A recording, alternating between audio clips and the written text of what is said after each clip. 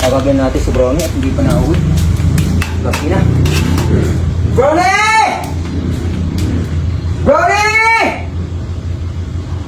Brownie! Kakalo! Kain na, kain na. Oh, oh, oh. Uy, dahan-dahan naman. Maghapon na sa gubat. Gabi ka pag umuwi. Gumasabi na steak. Try natin kung kakain ng steak. Wag magsado magpagabi sa gubat. Umuwi na ng maaga at maghapon na sa gubat eh. E pagkain naman din sa bahay. Pag ikaw ay nakakit-kagat pa ng ahas, gabing-gabi na.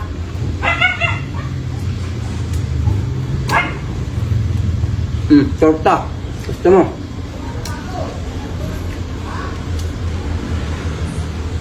Steak, subukan natin. Ayaw nyo ng karne. Yung torta kainin mo.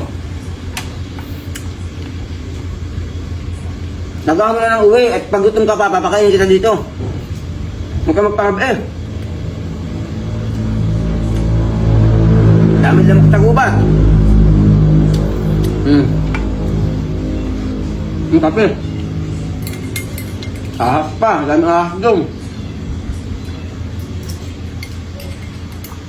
Ari ayaw ng gatas. At ari Batanggin nyo, mahilig talaga sa kape. Pero naman ito, kaunti-kaunti lang. Ito yung pinapakain ko 1 to 5 times a week lang ho. Minsan 2 beses ko na pinapakain ng kanin ng mga ganito. Ito yung sa gubat nakatira, huwag kayo mag-alala sa kanyang kalusugan.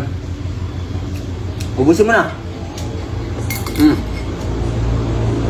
Matutulog na, mag-inom ng paa. At pumasok na sa kwarto at buksan ang aircon. Manood ka ng Cocomelon. At bukas maagaw na pupunta sa gubat. Okay na, okay na. Tara, tara. Kay Ari Karne. Tara na.